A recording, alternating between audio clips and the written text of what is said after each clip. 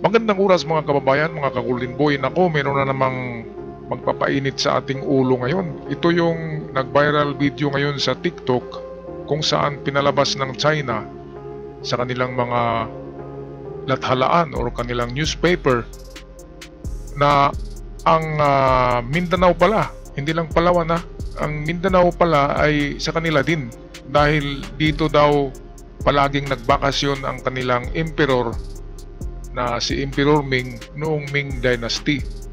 Ay nako, grabe naman, kung dito pala nagpahinga ay sa kanila na kaagad.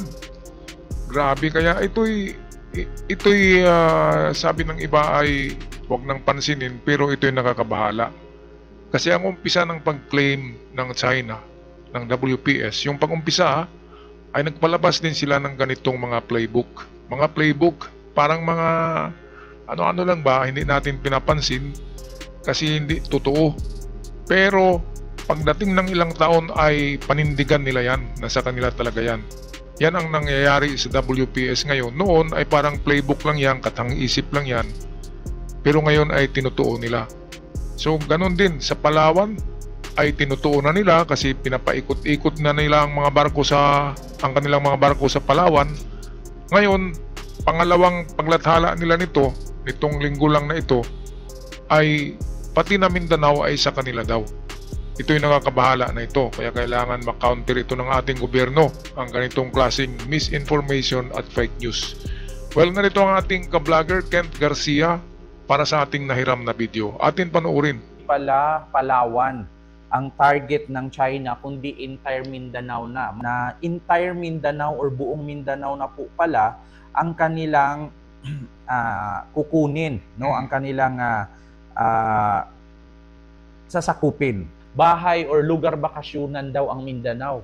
Bakit nila sinasabi na sa kanila ang Mindanao? Diba? So ito po mga kababayan, ipapakita ko po sa inyo, lagyan po natin ng sound. Ito po. So ito yun.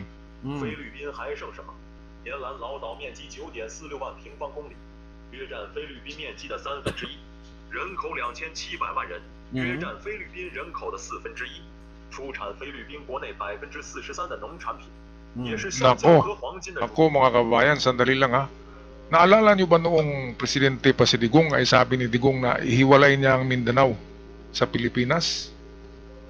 Parang konektado dito, di ba? Kasi maka-China nga sila baka meron talaga silang gentleman's agreement kasama ang Mindanao na ihiwalay kapag magiging federal state ang Pilipinas, magiging federalismo, ay pwede nilang ihiwalay ang Mindanao sa Pilipinas. Kaya ito ang nakakabahala kasi hindi natin alam ang gentleman's agreement, kung ano ang napapaloob sa agreement na yun ng China at ng yung pamilyang Digong na yan sa Mindanao. Akala natin noon na ang Mindanao ay hindi na yan sasakupin ng China kasama pala dahil nga gentleman's agreement. So baka ang gentleman's agreement ay WPS, Palawan, and then Mindanao, at yan ay hiwalay sa Pilipinas. Yan ang plano ni Digong noon, na ang Mindanao ay hiwalay niya sa Pilipinas. Kaya pwedeng konektado dito sa lumalabas na ito. Ang nakakabahala dito kasi ang Inchik ay ganyan ang kanilang strategy. Yung magpalabas muna sila ng ganyan na mga kwento and then ipublish nila sa kanilang mga pahayagan, sa kanilang magazine sa China, and then nababasa yan ng mga bata, and then pagdating ng 5 taon, 10 taon, ay tutuhanan na nila ang pag-claim ng Mindanao. Pero nag-umpisa pa yan sa playbook. Nag-umpisa sa parang parang joke. Pero paninindigan nila yan, katulad ng nangyari sa WPS na nag-umpisa sa playbook. Ngayon ang Palawan last week ay sinabi na sa kanila din daw, playbook din. At ngayong 1 week lang ang nakaraan ay narito na naman. 3 pahayagan ng China ang naglathala nito. Ang mga pahayagan sa China ay kontrolado ng gobyerno kasi komunista. So ibig sabihin, ang mga nandyan sa pahayagan na yan ay alam yan ni Xi Jinping. Alam yan ng gobyerno ng China. Kaya nakakabahala kasi hindi natin alam, 10 years from now ay invade na naman nila ang Palawan, na katulad sa Taiwan na talagang kukunin nila. And then another decade ay Mindanao na naman. Naku, kaya kailangan talaga natin ng itong malakas na Philippine Navy, Philippine Coast Guard. Diyan tayo mag-invest sa kanyang mga pagpalakas ng ating sandatahan lakas para matatakot naman yung mga na yan, mga inchik na yan. Okay, balik tayo kay Kent Garcia. Kudos kay Kent sa kanyang videos. 如果棉兰老岛成功独立，不仅造成重大资源流失，也会有更多岛屿效仿，届时菲律宾必然大乱。而 Ayan, nakalagay dito, in-explain ng Chinese, 作为菲律宾 no? 第二大岛， At nakalagay nga dito mga kababayan, look how greedy those Chinese are. They are now planning to take over the whole Mindanao. They want to unify the whole Philippines by acting friendly, then claim the whole country. So yun po ang nakalagay na kung saan in-explain nila dito, 菲律宾还是 ayan, 棉兰老岛 Mindanao nakakulay pula. Nabuang na. 约占菲律宾面积的1/3， Tapos, 人口ang 2700万 pangunahin 人， daw, 约占 yan, may mga tao daw, may mga Chinese din daw sa Mindanao na nakatira. Ngayon, ang pangunahin daw hanap buhay sa Mindanao ay ang gulay, no? And then ginto at mga rubber, yung goma. So, 菲 ayun 律 po. 宾人口的1/4。 Kasinungalingan. Ang maraming rubber ay sa Sabah, Malaysia. At bago lang nagkaroon ng mga rubber tree dito sa Pilipinas, nauna na ang Sabah, Malaysia sa pag-produce niyan. Kaya meron ngang Gaja Tungkal Tire Manufacturing, yung GT Tires, galing yun sa Sabah, Malaysia. Kaya baka Sabah ang natulugan ng kanilang emperor, hindi yung Mindanao. Tarantado talaga, no? Talagang mag-iinit ang ulo mo eh. Mindanao, sakop dyan ang lugar ko eh, Surigao. Kaya, ay nako. Pero ito kasi ay playbook pa ito ng Chinese. Sa taon na ito, hindi pa ito mangyayari na i-claim nila yan. Pero kapag na-brainwash na yung kanilang mga kabataan sa China, kasi sinusulat nila yan sa mga libro nila, sa history nila na sa kanilang Mindanao, Palawan, WPS. At kapag na-inculcate na yan, naitatak na yan sa utak ng mga kabataan doon, ang susunod na henerasyon after mamatay ang si Xi Jinping, ay meron na namang sisibol na isang presidente ng China na utak pulbura o utak buhangin lang ba, utak lupa, ganyan, utak langaw, utak lamok, na ang pinagbasihan ng kanilang pag-claim ay mga history. I-playbook nga eh, mythology and legend lang. Kaya hindi pwede. Ngayon, ano bang pagbasihan ng angkinin mo ang isang bansa o angkinin mo ang isang soberenya? Diba? Sa history ay kailangan i-colonize mo ang lugar bago mapasa iyo. Diba? Ang Amerika ay nagko-colonize, ang Espanya ay nagko-colonize. So, kung anong mga isla ang kanilang makolonize ay ipangalan nila sa kanila. Pero hindi lang yun.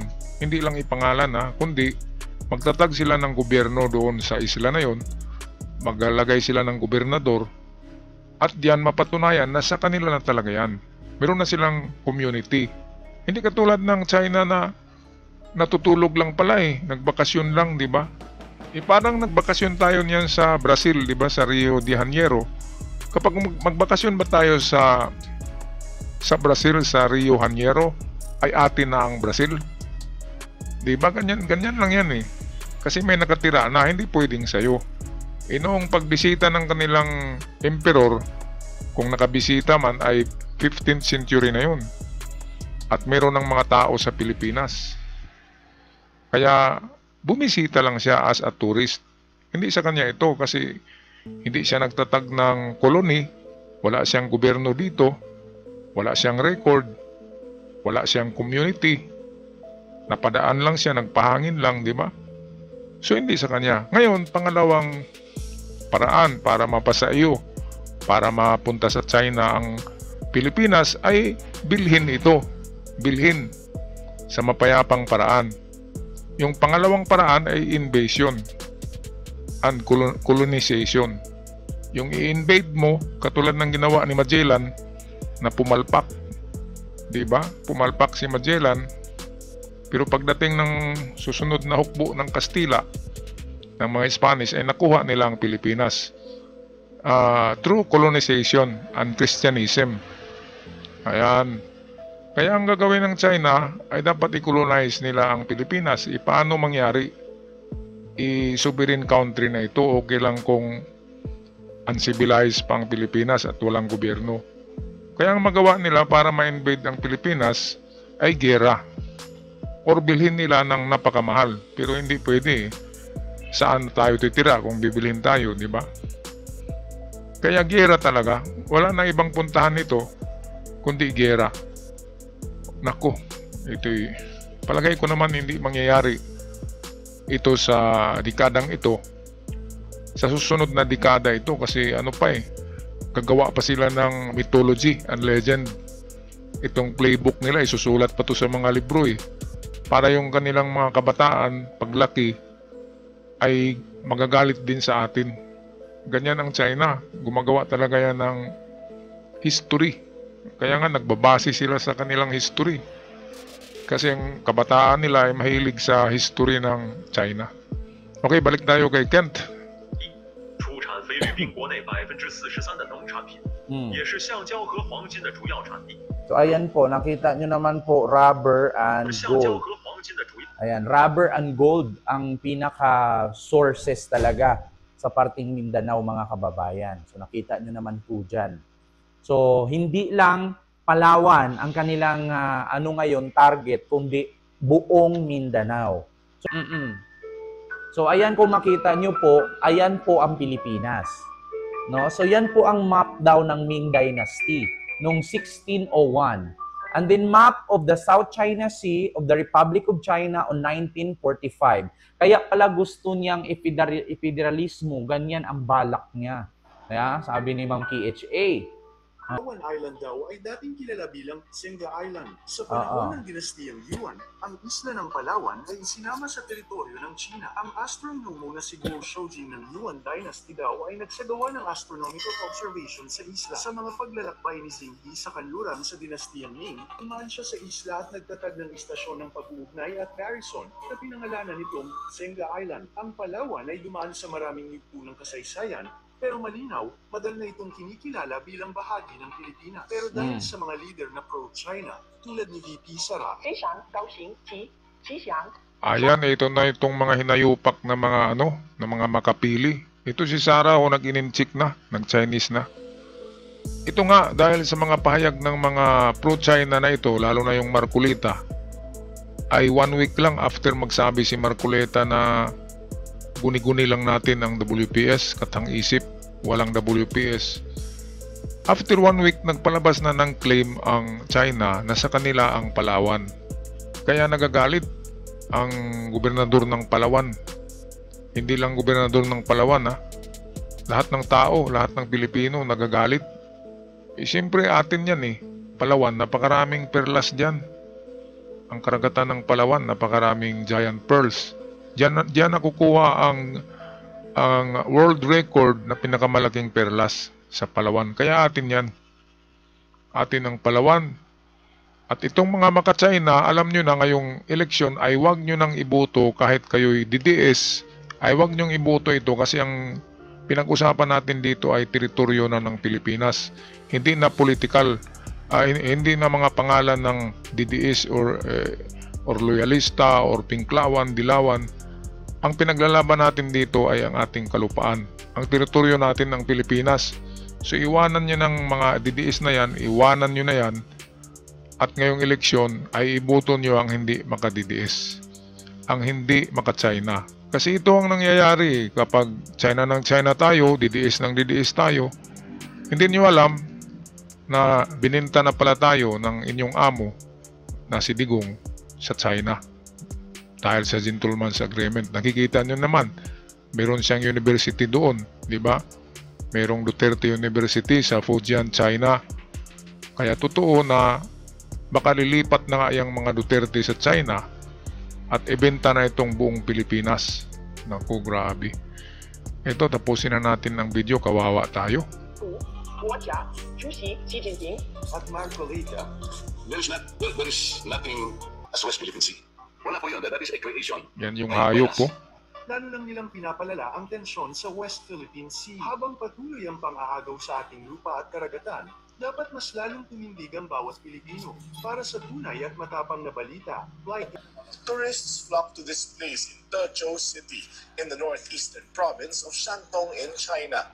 But it is no ordinary tourist attraction. Ito naman ang point dito ni Kent Garcia na meron tayong isang Pilipino Muslim na nakatira sa China 14th century, nag-asawa, nagpamilya at doon na rin namatay sa probinsya ng China. Ngayon, pwede ba atin na rin yun, yung probinsya na yun? Diba? Parang ganun lang yun eh. Na kung titira pala tayo doon, atin na yun. Grabe kakitid na utak tong mga Chinese, no? Makitid talaga ang mga utak. Grabe, kaya ito, pakinggan natin si Ken. The Sultan of Sulu, Paduka Pahala, is very Paduka Pahala. The Sultan of Sulu, di ba? Paduka Pahala was buried in China on here. The Sultan sailed to Beijing in the year 1417. in year 1417. So kung mayroong Ming Dynasty ang China na pagmamay-ari daw nila ang Mindanao noong 14 CA, ito naman 1417 CA. Ang sultan pumunta ng China hanggang sa nakapangasawa siya ng Chinese, hanggang sa hindi na nakauwi sa Pilipinas kasi doon na siya namatay dahil sa sakit. So ibig sabihin ba ang nilibingan at tinirahan ng sultan ng Sulu na doon siya nilibing ay sa kanila din ba at pagmamay-ari din ba ng Pilipinas? Okay. Magandang ano rin eh. Magandang point yan. Ngayon, ang maganda dyan ay gagawa din tayo ng mga vloggers na katulad ng sa China na disinformation. At of course, siguro ang pwedeng mamahala dyan ay ang ating butihing Attorney Claire Castro ng PCO, ng Presidential Communication Office. Siya yung may hawak dyan eh. Ang maganda ay magtalaga din tayo ng mga vloggers na magsusulat, hindi lang sa YouTube kundi isusulat talaga sa mga pamantalaan, sa mga newspapers natin na atin din ang portion na yon ng China kung saan meron tayong sultan na doon din nakatira at nagpamilya na. Kaya ganun lang yan eh. Fight fire with fire. Kung binabato ka na, binabato na ang bahay mo, di ba?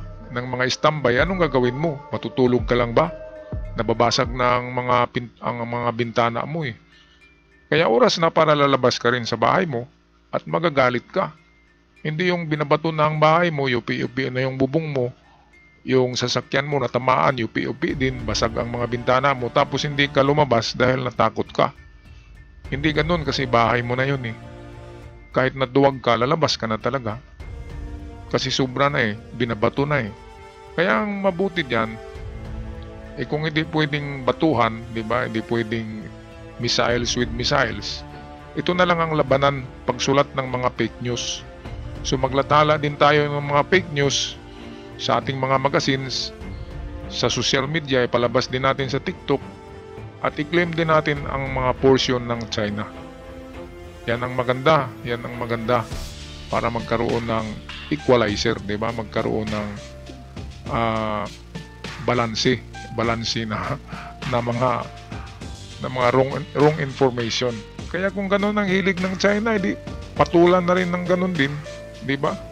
Batuhan sa batuhan na. Ayan, yan ang maganda. Pero, huwag tayong kampante diyan sa claim ng China na yan sa Palawan at Mindanao. Dahil sa panindigan talaga nila yan.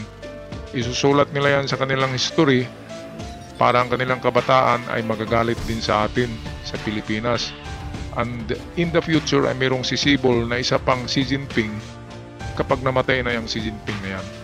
Alright, anong palagay nyo? Anong saloobin nyo mga kababayan? Pag-i-comment sa ating comment section down below. Maraming salamat. At huwag kalimutan sa mga bago pa lamang mag-subscribe sa ating channel para palagi kayong updated. Hanggang sa muli, God bless the Philippines.